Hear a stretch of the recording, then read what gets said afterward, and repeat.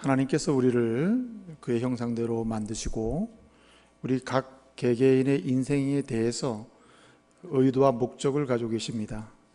인생에 대한 하나님의 목적은 아주 분명한데, 하나님의 은혜 안에서 그 영혼이 잘 되고 그리고 범사가 잘 되고 강건한 가운데 하나님께 영광 돌리는 그런 인생을 사는 것, 이것이 주님의 목적이고 또 우리를 지으신 의도입니다. 그렇기 때문에 하나님의 은혜 가운데 예수 그리스도로 말미암아 구원받고 하나님의 자녀가 된 성도라면 어떤 인생을 살아야 됩니까?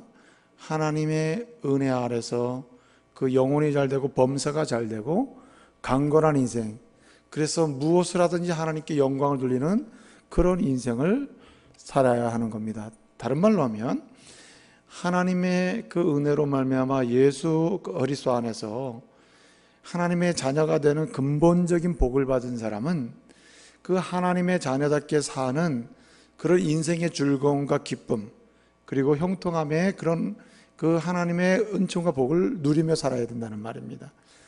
사실은 하나님의 자녀가 되는 것도 복인데, 하나님의 자녀로서 인생을 살아가고 즐거움을 경험하고 하나님께서 주시는 예비하신 그러한 은혜와 복을 끊임없이 누리면서 하나님께 영광 돌리는 것은 더 풍성한 복을 누리는 하나의 과정이 되는 겁니다.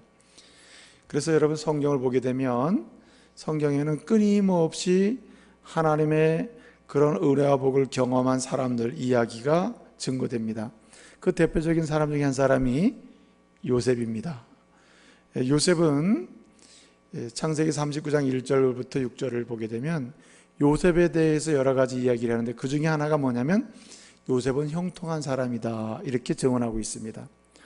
하나님이 함께 하심으로 형통하고, 하나님이 그를 위해서 일하심으로 형통하고, 하나님께서 그를 안내하심으로 형통하고, 때를 따라 그와 동행하심으로 형통했던 사람, 그 사람이 요셉이다, 이렇게 설명합니다. 그래서 창세기 39장 3절이나 그리고 또는 이제 23절을 보게 되면 범사에 여호와께서 그와 함께 하심으로 범사에 이 요셉이 형통하였더라, 이렇게 증언하고 있습니다.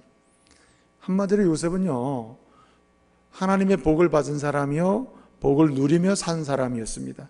하나님의 그 은혜와 은총을 풍성하게 경험하면서 그는 끊임없이 간증하며 산 사람이 바로 요셉입니다.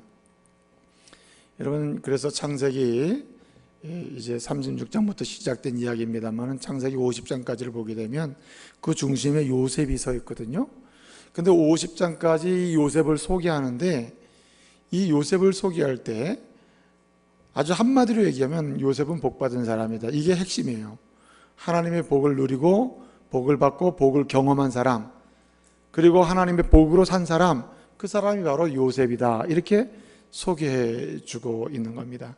그래서 요셉은 하나님께로부터 놀라운 복을 받은 사람이고, 동시에 받는 복을 받은 사람이고, 동시에 주는 복을 받은 사람이에요. 하나님께 엄청난 복을 받았을 뿐만 아니라 나누는 복을 받은 사람이 바로 요셉입니다. 예수님께서 말씀하시기를 뭐라고 말씀하셨습니까? 받는 것보다 뭐가 복이 있다 그랬죠? 주는 게 복이 있다 그랬죠. 받는 것도 복이지만 주는 것도 복이거든요. 그래서 받는 것이 작은 복이라면 주는 것은 더 큰 복입니다. 바로 요셉은요, 이와 같이 받는 복도 받고 주는 복도 받은 사람이 바로 요셉이었습니다. 요셉이 얼마나 하나님의 은혜와 복을 받았는지 이 창세기 50장까지 쭉 우리가 묵상하다 보면 우리가 발견할 수 있는데, 특별히 창세기 49장 22절 이하를 보게 되면 이 요셉에게 하나님이 야곱을 통해서 축복하신 내용이 나오고, 그것이 실제로 요셉에게 이루어진 것을 볼 수가 있습니다. 여러분, 요셉이 받은 복들을 구체적으로 살펴보면은 그래서 가장 대표적인 게 뭐냐면 위로 하늘의 복과 아래로 땅의 복을 받았고, 그 다음에 태의 복을 받았다 그랬어요. 여러분, 위로 하늘의 복과 아래로 땅의 복과 태의 복을 받았다는 말은 영육간의 필요를 주님을 통해서 충만하게 공급받았다는 것을 의미하는 겁니다. 근데 여러분, 그것만 받은 게 아니에요. 여러분 창세기 49장 22절 이하를 보면, 특별히 23절 24절을 보게 되면 어떤 복을 받습니까? 특별히 22절에서 먼저 보면 이 요셉은 자신만 잘 되는 게 아니라 자신의 후손도 잘 되는 복을 받았습니다. 여러분, 이 요셉이 두 아들이 있었죠. 두 아들의 이름이 뭡니까? 에브라임과 므낫세잖아요. 이 에브라임과 므낫세가 복을 받았습니다. 그리고 이 요셉이 얼마나 후손이 복을 받았냐면, 이 에브라임과 므낫세가 이스라엘의 12지파 중에 2지파를 차지하게 되잖아요. 본래 요셉은 12아들 중에 한 명임에도 불구하고 요셉의 두 아들이 그 12지파 중에 2지파를 차지하게 된 겁니다. 에브라임 지파와 므낫세 지파를. 그러니까 그 자체로 이미 자손이 잘 되는 복을 받은 거죠. 동시에 우리가 잘 아는 대로 이제 여호수아 아시죠? 여호수아는 어떤 사람입니까? 모세가 죽은 다음에 이스라엘 백성을 요단을 건너게 하고 가나안 땅에 들어가게 하고 전쟁을 하고 또 가나안 땅을 각 지파에게 분배하는 일까지 아주 하나님이 주신 은혜를 따라서 제대로 리더십을 행사하고 또 이스라엘을 인도했던 사람이 여호수아예요. 그 여호수아가 어느 지파 사람입니까? 에브라임 지파 사람 아닙니까? 요셉의 자손이 그렇게 잘 됐다 이 말이에요. 그 다음에 뿐만 아니라 여러분 사사시대를 보게 되면 사사시대에 여자 사사가 누가 있죠? 드보라가 있죠. 이 드보라는 사실 그 시대의 여성들은 이름을 내놓을 수 없습니다. 누가 한마디로 독특한 하나의 인격체로서 어떤 역할을 하는 중요한 인물로 그렇게 취급을 하지 않았습니다. 그럼에도 불구하고 이 사사시대에 이스라엘을 이방 민족으로 또 구원하는 일을 했던 여자가 드보라입니다. 그 드보라가 어느 지파예요? 에브라임 지파 사람이거든요. 요셉의 아들 에브라임의 후손이 바로 드보라라 이 말입니다. 또 뿐만 아니라 여러분 므낫세 지파에는 어떤 사람이 있습니까? 대표적인 사람이 여러분 기드온 아닙니까? 기드온 또는 입다 같은 사람. 그렇게 기드온이나 입다 같은 사람은 므낫세 지파로서 요셉 자손으로서 창대케 된 사람이 바로 그들이었습니다. 그래서 따지고 보면은 요셉은요 자신도 하나님의 복을 받았으나 그의 자손도 잘 되는 복을 받았습니다. 그래서 창세기 49장 22절에 보게 되면 뭐라고 말씀합니까? 요셉은 무성한 가지 곧 샘 곁에 무성한 가지를 했어요. 그 말은 자손이 창대케 되는 복을 받을 것을 말씀해 주는데 그 복을 그대로 받은 사람이 바로 요셉입니다. 그래서 요셉은 한마디로 하나님의 은혜와 복을 그 역사 속에서 충만하게 경험하고 그리고 하나님의 자녀로서 누려야 될 은혜를 마음껏 경험한 사람이 요셉입니다. 여러분 어디 그뿐입니까? 요셉이 얼마나 복을 받았냐면 자손이 잘 되는 복을 받고 또 영적으로나 육적으로나 필요를 충만하게 공급받는 복을 받았을 뿐만 아니라 그 받은 것을 잃지 아니하고 뺏기지 아니하고 충분히 누릴 수 있는 그런 지켜주시고 보호하심의 복을 받은 사람이 바로 요셉입니다. 그 창세기 49장 23절 24절을 보게 되면 활 쏘는 자가 요셉을 아무리 쏴도 요셉을 건들 수 없고요.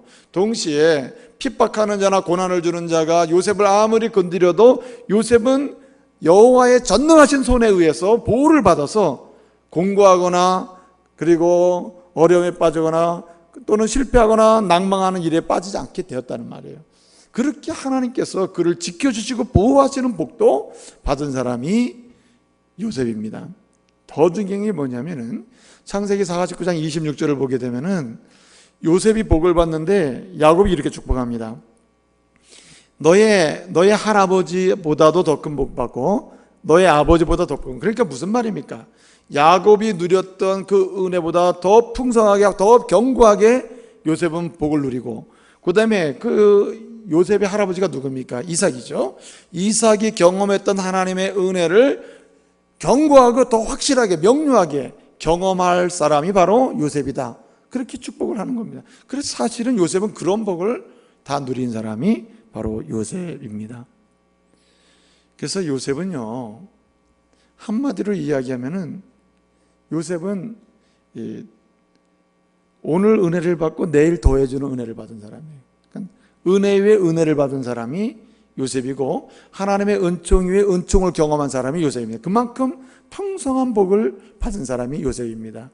그래서 창세기 39장 21절을 보게 되면 이 요셉이 말입니다. 요셉이 이제 보디발의 집에 노예로 팔려가잖아요. 그다음에 거기서 다시 이 보디발의 유혹 속에 음모에 걸려서 어디 갑니까? 감옥에 가잖아요. 그 감옥에 갔을 때 간수가 이 요셉을 특별히 생각했다 그랬어요. 왜 그렇습니까? 창세기 39장 21절을 보게 되면 하나님의 인자하심을 더하사 그랬어요. 그 말은 뭡니까?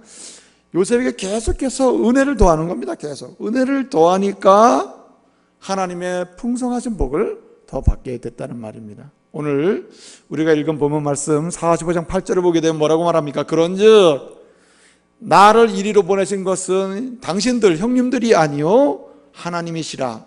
그래서 하나님이 나를 이곳에 보내 지금 뭘 삼았다 그랬습니까? 8절을 보면은 바로의 아버지로 삼으시고, 그 다음에 두 번째로 바로가 사는 궁궐의 주인으로 삼으시고, 세 번째로 뭘 삼았다 그랬죠? 온 애굽 땅의 통치자 또는 치리자로 삼았다 그랬어요. 근데 여러분 사실은 이 말씀은 하나입니다.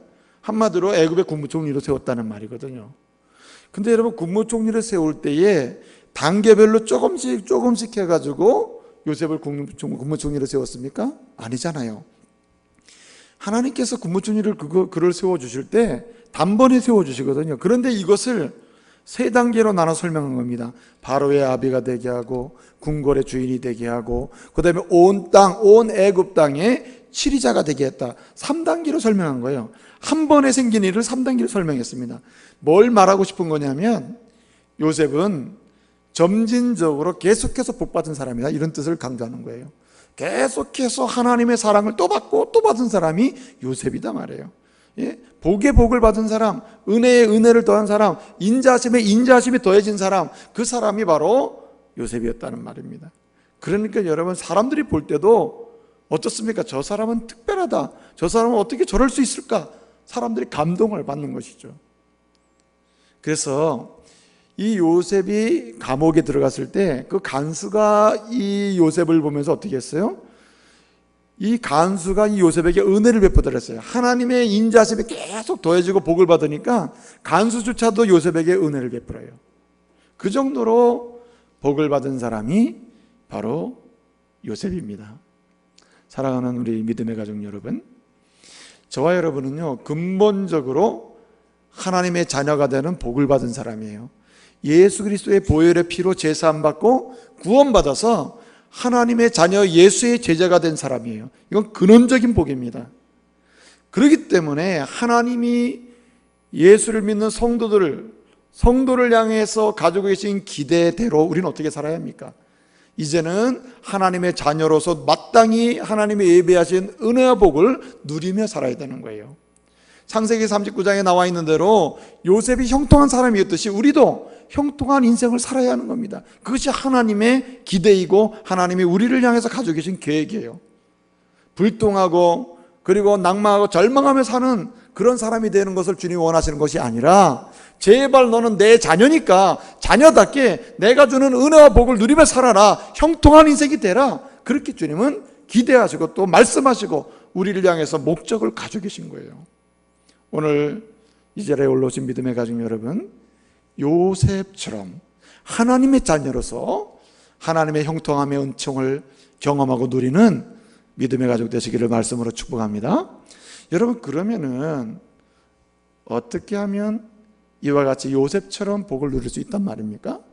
어떻게 하면 요셉처럼 범사가 형통하고 영혼이 잘 되고 그래서 하는 일마다 하나님께 영광 돌리는 그런 아름다운 신앙의 삶을 살 수가 있다는 말입니까? 요셉처럼 자기도 잘 되고 자손도 잘 되고 그리고 하나님이 지켜주시고 보호하시는 복도 받고 그리고 은혜가 더해지는 그런 은총도 경험하는, 어떻게 하면 이런 사람이 될 수 있단 말입니까? 그 해답이 오늘 45장 5절에서 8절까지 있는 겁니다. 특별히 8절에 나와 있어요. 그 8절이 뭡니까? 그런즉 이리로 나를 보낸 것은 형님들이 아니오 누구라고요? 하나님이시라. 하나님이 나를 이곳에 보낸 겁니다. 형님들이 20년 전, 25년 전 그때 나를 팔아서 애굽의 종로로 타도록 이렇게 보냈지만 사실은 그 모든 것이 누가 한 거라고요? 하나님이 보낸 것입니다. 이렇게 얘기하고 있어요. 사실은 이 본문의 배경은 이런 겁니다. 이제 형들이 그 시기의 대상이 되고 미움의 대상이 되고 있는 동생이 아버지 심부름으로 형들이 양치고 있을 때 그것을 찾아왔잖아요. 그때 형들이 시기하고 질투해서 어떻게 했습니까? 동생을 죽이기로 했죠. 그래서 구덩이에 넣어놨습니다. 그때 유다가 넷째 형이 설득을 해가지고 우리 그래도 죽이지는 말자. 그래서 구덩이에 넣어놨다가 어떻게 합니까? 애굽의 종으로 팔죠. 팔아서 이제 보냅니다, 여러분.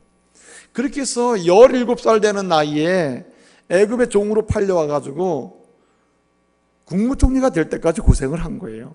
그런데 여러분, 애굽의 국무총리로 딱 돼 있을 때 애굽이나 가나안 땅에 기근이 들어서 그 형들이 더 이상 소망이 없으니까 돈을 가지고 곡식을 사러 어디로 옵니까? 애굽으로 온 겁니다. 곡식 사러 왔을 때 자신들이 팔아버린 동생이 국무총리가 되어 있는 거예요. 동생이 보니까 자기를 판 형들이 곡식을 사러 온 겁니다. 얼마나 기막힌 일입니까?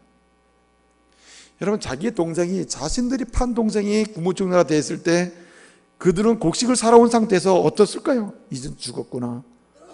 이건 우리 동생이 복수라면 우린 끝났구나. 희망이 없구나. 그렇게 되는 거 아니에요. 그렇죠? 이렇게 두려워하고 떨고 있고 겁먹고 있는 이 형들에게 동생이 뭐라고 얘기합니까? 5절, 45장 5절에 뭐라 그래요? 형님들이요, 나를 판 일로 인해서 당신들 근심하지 마시고 한탄하지 마십시오.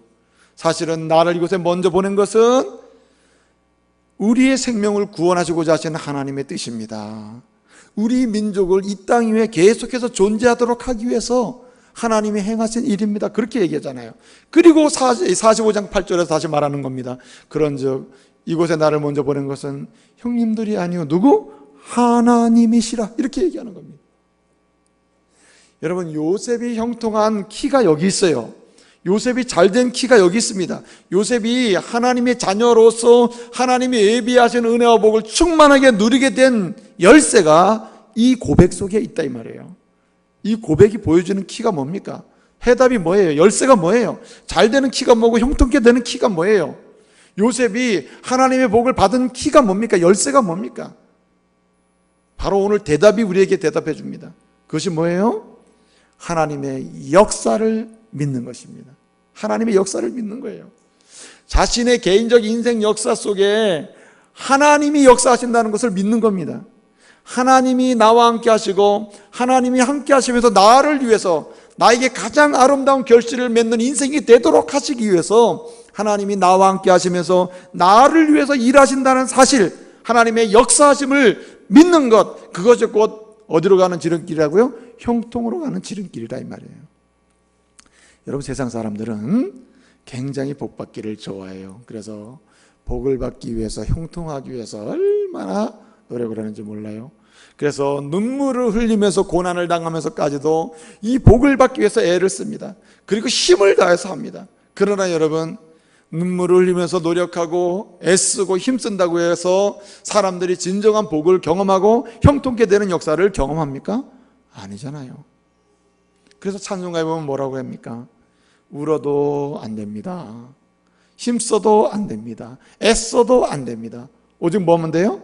믿으면 된다 그랬어요. 믿으면. 뭘 믿는 겁니까? 우리를 구원하신 예수를 믿는 것이요, 우리를 만드신 하나님을 믿는 것이요, 그 하나님이 우리 인생을 뭐 하세요? 역사하심을 믿는 겁니다. 여러분, 자신의 인생 개인의 역사를 내 역사로 보면 실패합니다. 근데 여러분, 하나님이 내 인생의 역사, 내 인생 가운데 역사하신다, 하나님이 함께 하시고 하나님이 함께 하시면서 나를 위해서 일하신다고 하는 사실을 믿는 자는 하나님의 일로 인해서 인생의 형통함을 볼 줄로 믿으시길 바랍니다. 다윗이 바로 그런 거예요. 이 요셉이 그런 겁니다. 그래서 요셉은요, 하나님이 내 인생의 역사하심을 믿었어요. 하나님의 역사를 믿었어요. 내 인생은 하나님의 역사다. 그 하나님의 역사는 두 가지죠. 하나님이 함께 하시는 역사, 함께 하시면서 일하시는 역사. 그 일을 무슨 일을 하십니까? 끊임없이 우리와 동행하시는 역사요, 그 다음에 우리가 넘어지면 건져주시는 역사요, 우리가 실패하면 다시 일으켜주시는 역사요, 그리고 우리가 갈 바를 알지 못할 때 방향을 지시해 주시는 역사요, 그리고 결국은 하나님께서 우리 인생에 세워놓으신 목적을 달성할 수 있도록 그렇게 안내하시는 역사, 그것을 이룰 수 있도록 힘을 주시는 역사, 일하시는 역사, 그 역사가 하나님의 역사라 이 말이에요. 그래서 요셉은 하나님의 역사를 믿고 하나님이 함께 하시고 일하시는 역사를 믿었어요. 그러니까 여러분 어떻습니까? 하나님이 일하시는 대로 그 은혜가 누구한테 가요? 요셉에게 가는 거죠. 하나님이 함께 하시면서 붙들어 주시는 대로 요셉에게는 은혜가 되는 거고 형통함의 역사가 일어나게 되는 겁니다. 사랑하는 믿음의 가족 여러분, 우리 눈에 아무것도 안 보이고 어떤 증거가 없을지라도, 그 다음에 우리 귀에 아무 소리 아니 들려도 여러분 진실로 하나님의 역사에 대해서 믿음만이 우리를 형통케 하는 능력이요 통로가 되는 줄로 믿으시길 바랍니다. 그것이 삶을 변화시키는 하나의 힘이 되는 거예요. 여러분, 그러면은 요셉처럼 믿음으로 말미암아 하나님이 나를 위하여 역사하신다, 나와 함께 하시고 나를 위해 일하신다고 하는 이런 사실을 믿는 믿음으로 말미암아서 형통케 되는 역사, 하나님의 은혜를 충만히 누리는 역사, 나를 위해서 예비하신 하나님의 놀라운 은총을 경험하는, 심지어는 나뿐만 내 후손까지도 잘 되는 이런 역사를 경험하는 사람은 어떤 자세로 인생을 살아야 됩니까? 이것이 대단히 중요해요. 하나님의 역사를 믿는 자, 하나님이 함께 하시고 일하심을 믿는 자의 삶의 태도를 우리 또한 견지할 때 요셉처럼 견지하고 그 자세로 나갈 때에 우리도 요셉처럼 풍성한 형통을 경험하게 된다는 말입니다. 여러분, 요셉이 보여주는 하나님의 역사를 믿는 자의 자세가 무엇입니까? 하나님이 함께 하시고 일하신다고 하는 사실을 믿는 자가 견지해야 될 삶의 자세가 무엇이에요? 믿음의 자세가 뭡니까 여러분? 세 가지 자세가 있어요. 첫째는 이 과거에 대해서 따라합시다. 은혜의 사건으로 보라. 자신의 과거 속에 있는 사건들에 대해서 은혜의 사건으로 볼 때 그것이 곧 하나님의 역사를 믿는 자의 태도라는 겁니다. 여러분이 여러분의 인생 여정을 보게 되면 다시는 기억하고 싶지 않는 사건들이 있을 겁니다. 잊어버리고 싶은 사건들이 있을 거예요. 다시는 그런 일이 없어야 된다고 하면서 고기를 설레설레 흔들 정도로 고통을 주는 사건이 있었을 겁니다. 때로는 배반당한 사건이 있었을 것이고, 때로는 부도나게 한 사건이 있었을 것이고, 실패하게 만든 사건이 있을 겁니다.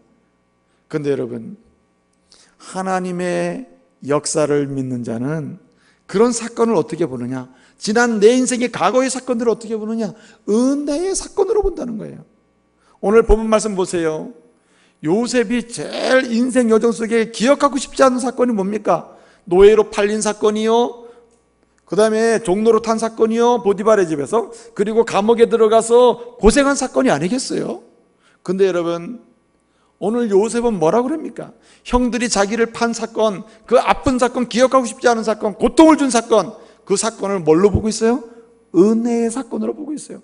하나님이 내 인생에 진실로 하나님의 은혜를 누리고 하나님이 인도해 주시는 쪽으로 가서 결국은 성공적인 삶을 살도록 하시기 위해서 그때 내 인생 가운데 고통스럽지만, 감당하기 어려웠지만은 형들이 나를 파는 내 그 인생의 사건이 내게 있었다고, 그걸 은혜의 사건으로 보는 거예요.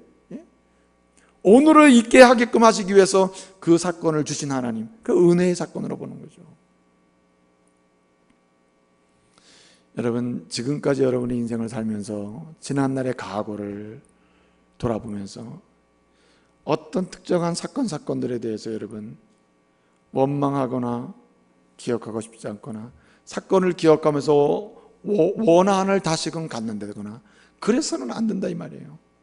정말 고통스러운 사건일수록 내 인생 여정 속에서, 그리고 기억하고 싶지 않는 사건일수록 하나님은 그 사건을 통해서 오늘 나로 하여금 있게 하시고 내 미래를 하나님의 뜻대로 열어가지고자 하시는 은혜의 사건이라고 하는 고백이 있어야 됩니다. 그래서 여러분, 오늘 여기 요셉이 뭐라고 그럽니까? 자기를 판 형들이 곡식을 사러 자기 앞에 나타났을 때 이 형들이 자기들이 판 동생이 요셉이고 구무총리고, 요셉이 지금 확인해 보니까 곡식을 사러 온 사람들이 자기 형들이에요. 서로 피차 다 알고 있어요. 다 이제 알고 있다는 것도 알게 됐어요. 요셉 형들이 얼마나 두려워 떨었겠어요. 겁나지 않았겠어요? 야, 이제 죽었구나, 끝났구나, 이제 동생이 복수하면 우리는 끝나는 거구나, 그렇게 생각하지 않았겠어요? 근데 여러분, 그렇게 두려워하고 떨고 있는 형들을 향해서 뭐라고 그래요? 형님들 걱정하지 마세요, 근심하지 마세요, 탄식하지 마세요, 한탄하지 마세요. 누구에게? 이거는 하나님의 계획이었습니다. 하나님이 먼저 나를 보내신 것이 형님들이 판 게 아니에요. 나를 이곳에 먼저 오게 하신 것은 형님들이 하게 한 거 아닙니다. 형님들이 나를 팔아먹었지만 사실은 하나님께서 여기 오게 하신 겁니다. 그렇게 고백하잖아요. 자신의 아픈 사건, 고통스러운 사건을 뭘로 해석해요? 은혜의 사건으로 해석하는 겁니다. 그래서 하나님의 섭리로, 하나님의 역사로, 자신의 인생 역사를 하나님의 역사로 믿고 고백하는 사람, 자신의 인생 여정 중에 하나님이 함께 하시면서 자신을 위해서 일해 주신다고 하는 사실을 믿는 사람, 그 사람은 보는 눈이 달라요. 이 안목이 다르다. 이 안목이.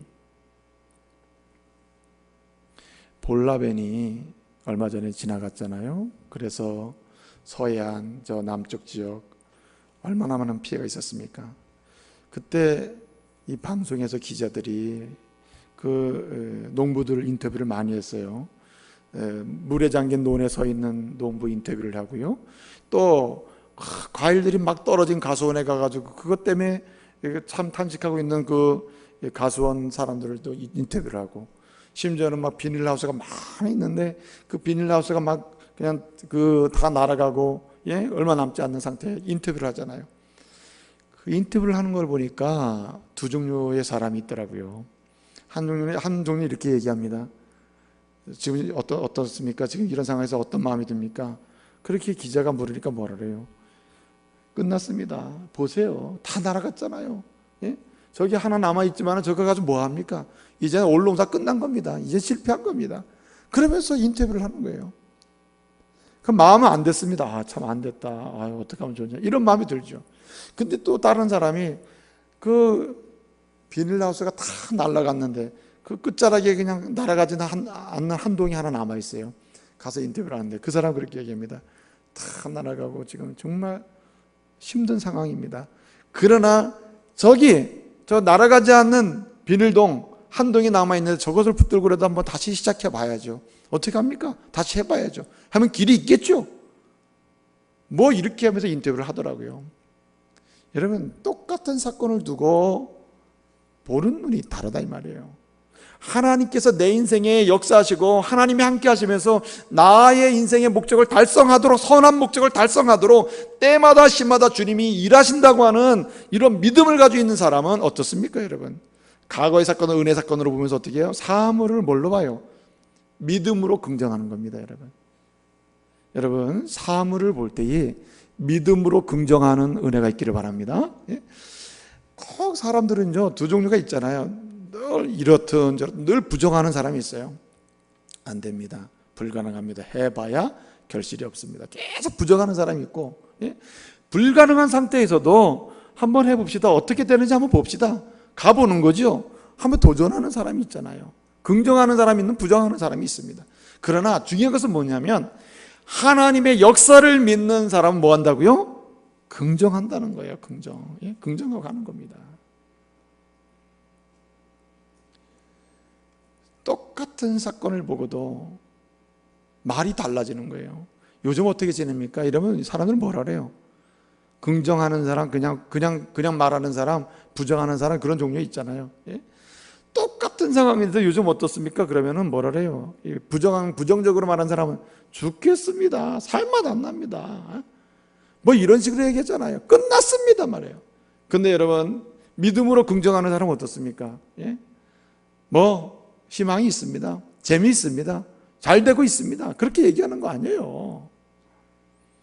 믿음으로 긍정하는 사람이 이렇게 다르다는 겁니다. 요셉은 말입니다, 완전히 절망이고 고난 자체인데도 불구하고 그런 상황에 대해서 어떻게 본다고요? 긍정했다는 거예요. 그래서 두 번째가 중요합니다. 두 번째 뭡니까 여러분? 과거에 대해서 과거의 사건에서 은혜의 사건으로 인식하는 것이고, 두 번째는 현재에 대해서 사랑하면서 그 책임을 다하는 것입니다. 때로는 내가 원치 않는 상황이 내 주변에 일어나고 내가 원하지 않는 방향으로 내 삶의 환경이 지금 계속해서 펼쳐질지라도 어떻게 해야 합니까? 그 상황과 환경을 어떻게 해요? 사랑해야 됩니다. 오늘 현재 일을 사랑해야 돼요. 그러면서 어떻게 합니까? 하나님, 지금 내 눈에 보기엔 전혀 아닌데 하나님이 이 상황을 허락하신 것을 보면 하나님께서 나와 함께 하셔서 일하셔서 뭔가 이루실 줄로 믿습니다. 그러므로 저는 오늘도 이 일을 사랑하면서 가겠습니다. 힘들어도 참으면서 가겠습니다. 그러고 가는 거예요.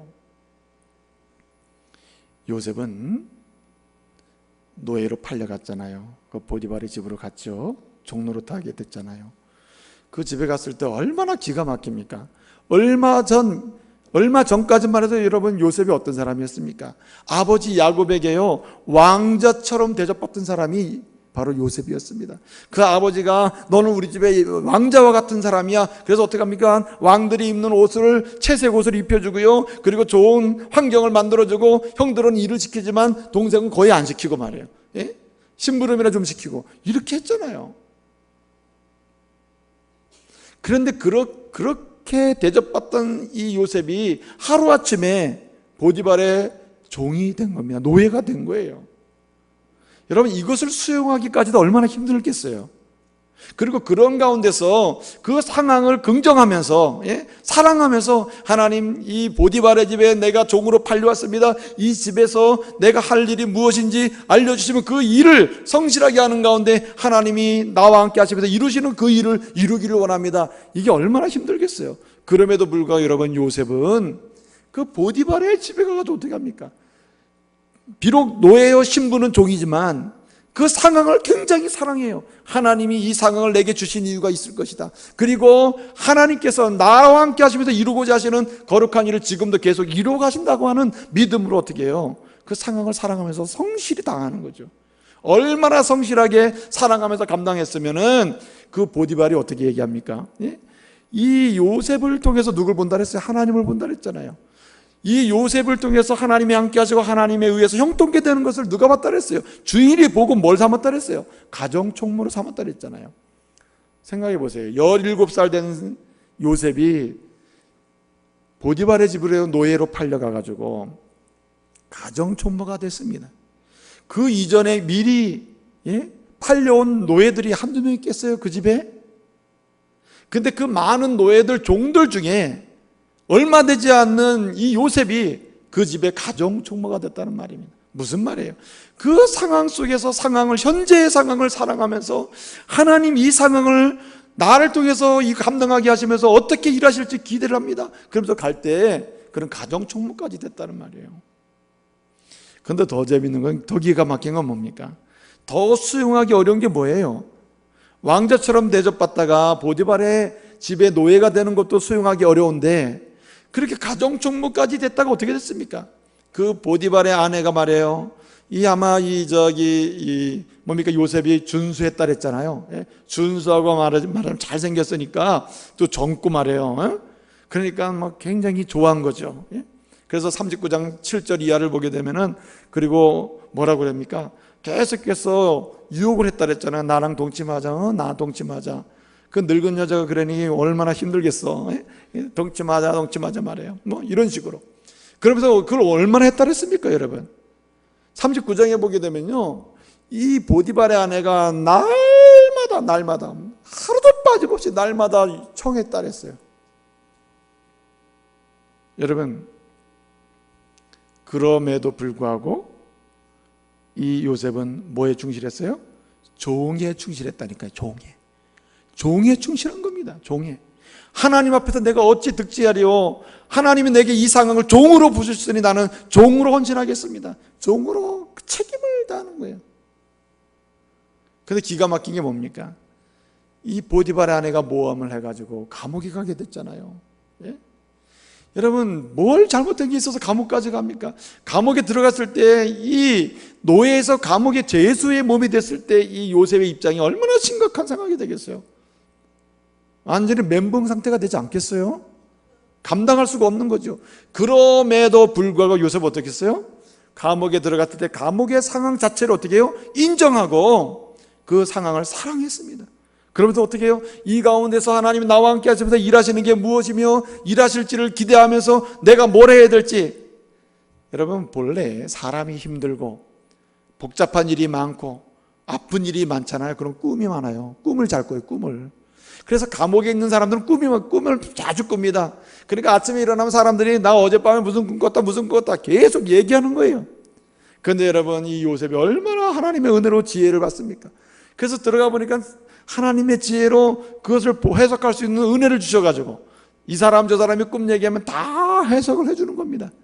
어느 날 바로의 그 술과 음료를 담당했던 그 직원이, 그 관료가 뭔가 문제가 있어가지고 감옥에 들어와 있었고, 그 바로 왕의 음식을 담당했던 그 관원이 뭔가 문제가 있어 그 감옥에 들어와 있었단 말이에요. 그 사람들도 얼마나 복잡했겠어요, 인생이. 하루아침에 바로의 수종도는 술 맡은 관원장이요 빵 굽는 관원장으로 있다가 하루아침에 죄수의 몸이 돼서 들어왔으니 얼마나 이 머리가 복잡하겠냔 말이에요. 그러니까 꿈이 많은 거죠. 어느 날 꿈을 꿨습니다. 어떻게 꿈 꿨습니까? 이 술 맡은 관원장이 꿈을 꿉니다. 내가 보니까 포도나무가 하나 있는데 포도나무에서 3가지가 나오고 3가지의 포도가 주렁주렁 달렸는데 내가 그걸 보고 포도송이를 따가지고 꾹꾹 짜가지고 바로가 들고 있는 바로의 잔에다가 부었는데 이게 무슨 꿈인지 알 수가 없어. 요셉이 어떻게 해석했습니까? 3가지가 있다는 말은 3일 만에 나간다는 말이요, 나가서 다시 왕에게 당신이 포도주를 부어주는 이런 모든 일을 다시 복직해서 감당할 거다. 나가면 나를 기억해달라고 그렇게 얘기하잖아요. 빵 굽는 사람이 또 꿈을 꿨습니다. 내 머리에 강주리가 3개가 있는데 맨 꼭대기 강주리에 빵이 있는데 이 빵은 바로 왕에게 줄 빵인데 새들이 와서 막 짜먹었다고. 이게 무슨 꿈인지 모르겠다고. 요셉이 어떻게 해석합니까? 이 새강줄이라는 말은 너도 3일 후에 나갈 텐데 나가면 바로 죽는다. 여기 바로의 빵을 새가 짜먹었다는 말은 너는 죽고 죽은 시체를 새들이 짜먹는다는 얘기다. 그렇게 했는데 그대로 다짜잖아요. 아무튼 이 요셉이 감옥에서 자신이 할 일이 무엇인지 감옥의 상황을 사랑하면서 인정하면서 어떻게 해요? 책임을 다하는 거예요. 자기가 할 일을 다하는 겁니다. 여러분, 얼마나 감옥에서 10년을 있었습니다, 요셉이. 10년 죄수 생활하는 동안에 꿈을 얼마나 많이 해석했겠어요. 아침에 일어나면 꿈 해석하기 바쁜데. 그런데 여러분, 술 맡은 관원장이 이제 나가서 바로를 수중 들다가 어느 날 바로가 꿈을 꿨잖아요. 그 꿈이 뭡니까, 여러분? 여봐라, 내가 꿈을 꿨다. 꿈을 꿨는데 살찐 소 7마리하고 살찌지 않는 소 7마리가 있는데 살찌지 않는 소 7마리가 살찐 소를 다 잡아먹었어. 이게 무슨 얘기인지 모르겠어. 또 꿈을 꿨는데 알곡이 주렁주렁 달린 7 이삭이 있고 알곡이 전혀 달리지 않는 아주 말라 비틀어진 7 이삭이 있는데 이 말라 비틀어진 7 이삭이 알곡 달린 7 이삭을 다 먹어버렸어. 이게 무슨 뜻인지 모르겠어. 아무도 해석을 못해요. 술 맡은 관원장이 제가 과거에 감옥에 있을 때 그 꿈을 해석하는 기가 막힌 사람이 있습니다. 그 사람을 모셔오겠습니다. 그 들고 왔잖아요. 요셉이 어떻게 해석합니까? 꿈은 2가지지만 내용은 하나입니다. 7년 대풍년, 그 다음에는 7년 대흉년이 옵니다. 그러므로 풍년이 들었을 때 7년 대흉년을 대비해서 곡식을 창고에 저장해 두십시오. 그렇게 해석을 하잖아요. 그 뒤로 국무총리 됐다 이 말입니다. 자, 보세요. 현 상황에 대해서 불평과 원망을 하면서 부정하면서 내 인생은 왜 이런가 낙담하고 스스로 자기 자신을 저주하는 사람은 하나님이 예배해 놓고 계시는 복을 누릴 수가 없습니다. 여러분, 한 가지 분명히 있어요. 하나님의 은혜로 예수 그리스도 안에서 죄 사함 받고 하나님의 자녀가 된 사람을 향해서 주님은 차별 없이 은혜를 예배하고 계심을 믿으시길 바랍니다. 하나님은요, 차별 없이 은혜를 예배하고 있어요. 누구는 이쁘기 때문에 은혜를 많이 예배하고 누구는 은혜를 조금 예배하고 이러지 않는단 말이에요. 하나님의 자녀를 향해서 하나님이 주시고자 하시는 축복이 다 준비가 되어 있습니다. 누가 이 축복을 누리는가? 누가 이 축복과 은혜를 경험하느냐 말이에요. 누가 준비된 형통을 경험하냐 말이에요. 누가? 하나님의 역사를 믿는 자여, 어떻게 사는 사람? 오늘 본문 말씀대로 현재의 상황 속에서 하나님이 함께 하시며 일하실 게 무엇인지를 기대하면서 전심으로 책임을 다하는 사람, 그 사람에게 하나님이 형통케 하시는 은혜를 주시는 겁니다. 그래서 여기 대학생들, 젊은이들 많이 나와 있는데요, 이 젊은이들 정말 부지런해야 됩니다. 학생이면요, 최상과 전심전력해서 학문을 연구해야 돼요. 일하는 분들은 어떻게 해야 합니까? 사업을 하면 전심전력해서 하나님이 내게 주신 이 현재의 상황 속의 사업을 전심으로 일궈내야 돼요. 여러분, 부정한 방법으로 돈 버는 방법이 하나님께 죄가 되지만은, 하나님이 돈 버는 방법을 건강한 방법 알려주셨음에도 불구하고 그것을 전심으로 사용하지 아니하고 게으른 사람, 그래서 수입을 내지 못하는, 이것도 죄입니다. 죄. 그렇기 때문에 어떻게 해야 되느냐, 현 상황에 대해서 비록 내 마음에 들든 안 들든 어떤 상황과 상관없이 어떻게 합니까? 하나님이 내게 주신 상황이다. 그리고 어떻게 해요? 사랑하면서 감당해야 돼요. 하나님은 그 상황 속에서 어떻게 합니까? 더 나은 새로움을 보게 하실 줄로 믿습니다. 오늘의 상황을 포기하면 그 다음 연결되는 하나님의 은총도 없는 거예요. 그래서 오늘의 상황을 살아가는 사람은 뭘 잘하느냐? 하나님이 싫어하는 것은 무조건 피합니다. 그래서 보디발의 집에서 종노릇 하는데 그 종의 상황을 사랑해요. 내가 마음에는 내키지 않죠. 누가 종하고 싶겠어요? 그러나 하나님이 나로 하여금 이 종의 상황을 만들어 놓으셨으므로 내가 이 상황을 사랑하고 내가 책임을 다하겠습니다. 그럴 때 그가 안 하는 게 뭡니까? 딴 거 딱 하나 안 해요. 하나님이 싫어하는 것은 안 해요. 보디발의 아내가 그렇게 유혹해도 안 하는 거예요. 어떻게 따랐습니까? 요셉이 보디발의 아내의 요청을 뭐하고? 거절하고, 그리고 옷을 벗어버리고, 그리고 도망갔다 그랬잖아요. 여러분이 현 상황 속에서 하나님이 내게 준 것을 인정하고 사랑하면서 책임을 다하는 가운데 여러분을 때때로 죄로 유혹하는 것들, 죄로 끌고 가는 것들, 죄에 빠지게 하는 것들, 생각이나 행동이 들어올 때 여러분 단호하게 거절하시길 바랍니다. 때로는 생각의 죄로, 때로는 행동의 죄로, 때로는 분위기의 상황의 죄로 다가올 때 그것 자체를 끊어버려야 돼요. 마지막 한 가지는요, 미래와 관련된 겁니다. 미래. 따라합시다. 미래에 대하여 약속의 말씀대로 반드시 성취될 것을 소망하며 전진하라. 여러분, 내 미래는 어떻게, 미래에 대해서 어떤 태도를 취해야 되느냐? 하나님의 약속의 말씀대로 내 미래는 반드시 하나님의 뜻대로 성취되고 진행되고 이루어진다고 하는 소망으로 나가는 겁니다. 그것이 하나님의 역사를 믿는 자예요. 하나님이 함께 하시고 일하심을 믿는 자예요. 그게 아름다운 태도라 이 말이죠. 오늘 45장 6절을 보게 되면은 5절에서 뭐라 그랬습니까? 그 떨고 있고 겁나서 어쩔 줄 모르는 형들에게, 형님들 걱정하지 마십시오. 근심하고 한탄하지 마십시오. 나를 먼저 보내신 것은 하나님께서 나와 여러분의 생명을 구원하기 위해서 그런 겁니다.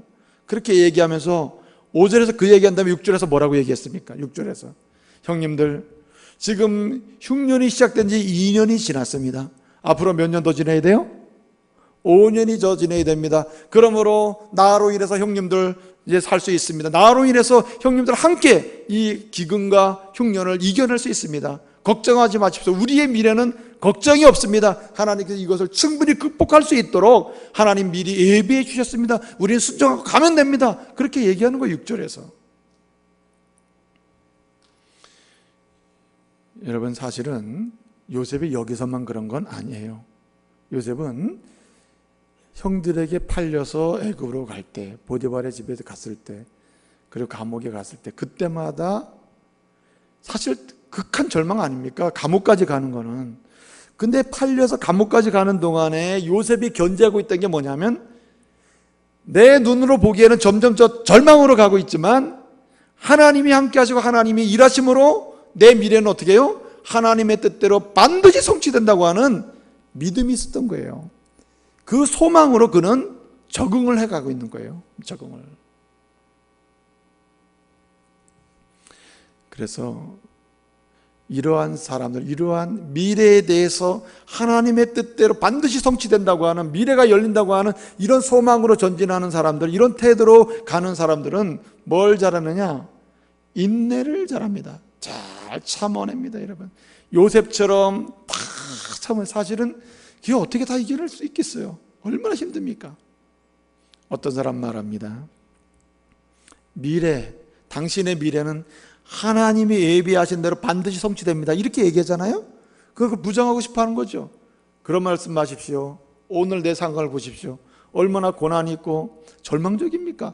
이 상황을 보면서도 나에 대한 미래를 그렇게 말할 수 있습니까? 그렇게 얘기하는 분이 있어요.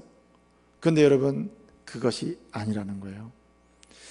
여러분, 사도 바울도 어떤 사람입니까? 신약 성경에 있어서 요셉처럼 하나님의 은혜로 자녀가 된 것을 감사하면서 하나님이 예배하신 은혜와 은총과 형통함을 날마다 풍성하게 경험했던 사람이 바울이에요. 그 바울이 로마 교회 성도들에게 편지를 쓰면서 뭐라고 그러는지 아세요? 로마서 5장 3절 4절을 보게 되면 뭐라고 그럽니까? 이 환난으로 인해서 걱정하지 말아라.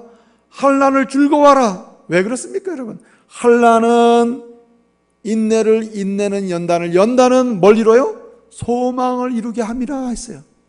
무슨 말입니까? 오늘 우리의 상황이 전혀 아니고 미래랑 연결시켜 볼 때 내 미래는 깜깜하게 보이는 것 같아도 오늘 우리의 상황 속에서 아무리 절망적인 상황이라 하더라도 나의 미래는 반드시 하나님의 계획대로, 나를 향하신 하나님의 뜻대로 성취되고 반드시 이루어진다고 하는 소망으로 나가게 되면 어떻습니까? 오늘의 그 환난이 나로 하여금 인내하게 만들고, 인내는 뭐하게 만들어요? 결국 연단시켜주고 결국은 소망을 이루게 한다는 고백을 하는 겁니다. 이게 바울의 경험이에요. 사실 이 체험을 누가 했습니까? 요셉이 한 거 아니겠어요? 그래서 이 미래에 대해서 하나님의 계획대로 내 인생의 미래는 열린다 하는 이런 소망으로 가는 사람들은요, 자신의 아집을 꺾습니다. 고집 부리지 않아요.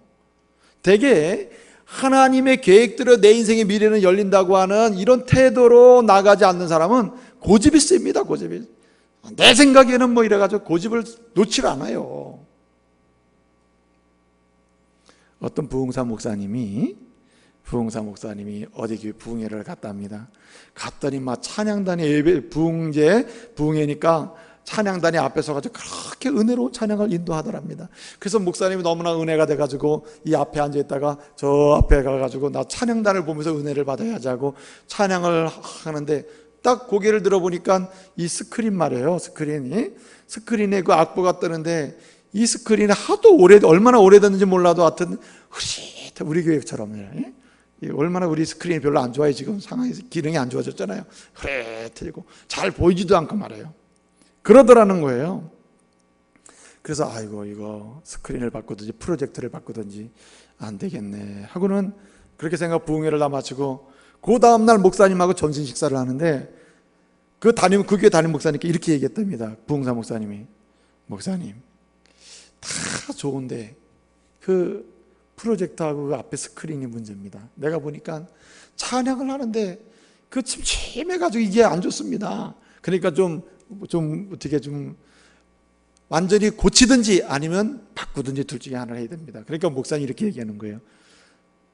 이제 수명이 돼가지고 고칠 수는 없고요, 바꿔야 됩니다. 그러니까 그건 바꾸시라고 그랬더니 바꾸려고 이제 사연이 있어서 못 바꾸고 있습니다. 그게 뭐냐고 그랬더니만 사실은 그 스크린과 프로젝트를 은퇴하신 장로님 부부가 했는데, 어떤 집사님이 이 흐릿해진 것을 보고 어떤 모 집사님이 내가 저 스크린과 프로젝트를 헌금하겠습니다 이렇게 이제 목사님께 얘기를 했다는 거예요. 그래서 목사님이 그럽시다 하고 대답을 해놓고는 생각을 해보니까 먼저 기증하신 분에게 의견을 좀 물어주고 얘기를 하는 게 좋겠어 가지고 전화를 했대요.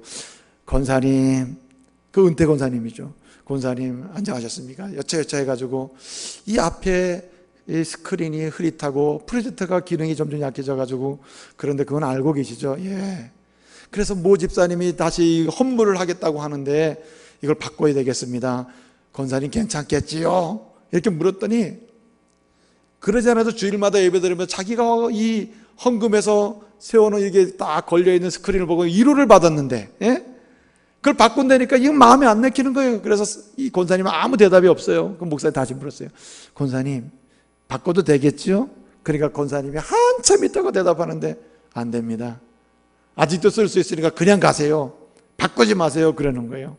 그래서 목사님이 아니 권사님 쓸 수는 있지만은 너무 흐릿해서 보이질 않으니 그 헌물하겠다고 있는 분이 있을 때 빨리 바꾸는 게 좋겠습니다. 그렇게 얘기를 한 거예요.